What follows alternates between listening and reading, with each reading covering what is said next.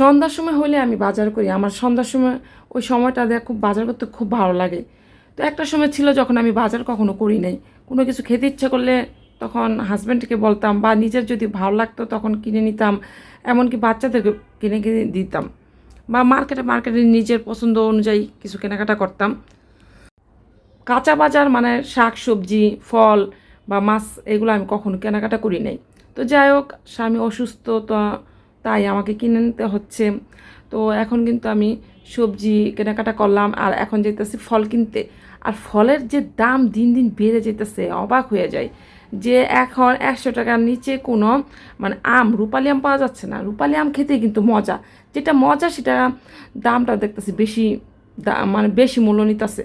তো এই যে দিকে দেখেন, এগুলো হচ্ছে 110 টাকা করে কেজি চাইতেছে এই রূপালি আমগুলা কিন্তু অনেক দেখতে উপরে চকচক করে, অনেক সবুজ থাকে, আর ভিতরে অনেক লাল টুকটুকে থাকে, আর খাইতে অনেক মিষ্টি হয়। তো আমার অন্য কোনো আম ভালো লাগে না, আমি রূপালি আমটাই যখন যাই তখনই রূপালি আমটাই কিনি। তো আমি 2 কেজি রূপালি আম কিনে নিলাম। আর ওদিকে ছিল কাঁঠাল কিনলাম একটা, কত 80 টাকাতে কিনলাম। ঠিক আছে, কাঁঠালগুলো অনেক সুন্দর ছিল আর অনেক ফ্রেশ ছিল। তো এই যে দেখেন, আমি কিন্তু ফল কিনতেছিলাম।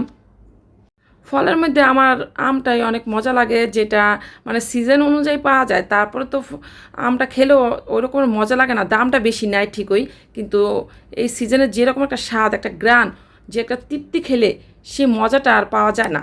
তো এই যে শাক কিন্তু আমি নিয়ে নিয়েছি, ডাঁটা শাক নিয়েছিলাম, আর এই যে জায়গার মধ্যে এসে ফল নিতে আসি, তারপরে আবার মাছও কিনে নিয়ে যাওয়ার সময় যায়, আর দিন দিন সব কিছুরই দাম বেড়ে যেতেছে।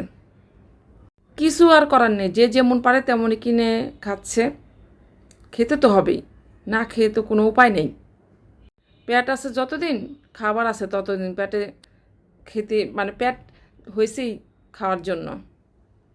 মাছ দিয়ে রাস্তার দুপাশে হইলো বাজার বসছে, আর এই বাজারে আমি আমগুলো দেখতেছিলাম যে কোন জায়গার মধ্যে আমটা একটু কম প্রাইসে পাওয়া যাবে, কিন্তু দেখি সব দোকানেই মানে মনে হইতেছে তারা মিছিল নিয়ে বসে আছে, যে একই গাড়াবি করতেছে যে 110 টাকার নিচে দেবে না, 10টা টাকাও কমাইতে চাইতেছে না। যাই হোক, এখান থেকে আমার কিনতে হলো। আর ওদিকে কলা দেখতেছিলাম, কলাগুলা ছিল কিন্তু তেমন একটা পাকা পাকা, মানে মনে হইতেছে কি বেশি পেকে গেছে। পচাইয়া ফালাই দিব, তবু কম প্রাইসে 10টা টাকা কম দিয়ে তারা বিক্রি করবে না।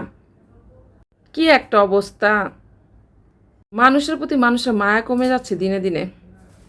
বাজারে গেলে বোঝা যায়, মানে শাক সবজির থেকে না ফলের দামটা অনেক বেশি। তাহলে গরিবেরা খাবো কি বলেন তো?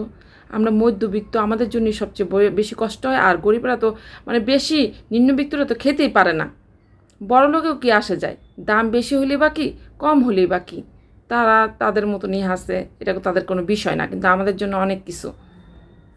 রাঙামাটি থেকে চিটাগাং এসে বিক্রি করে, তো তাই দামটা একটু বেশি নেয়, তাদেরও তো ভাড়া আছে। আমি একটা কাঁঠালও কিনে নিয়ে গেলাম বড় চেয়ে।